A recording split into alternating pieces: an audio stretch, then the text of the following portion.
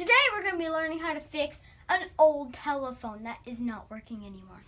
First step, lie out your tools. You'll be needing scissors, wire cutters, a hammer, of course your broken object, and I'm using a broken phone.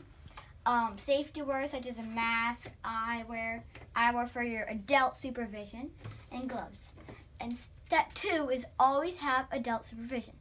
First step to fixing your old phone, we'll just, from the back, we'll take out the wire.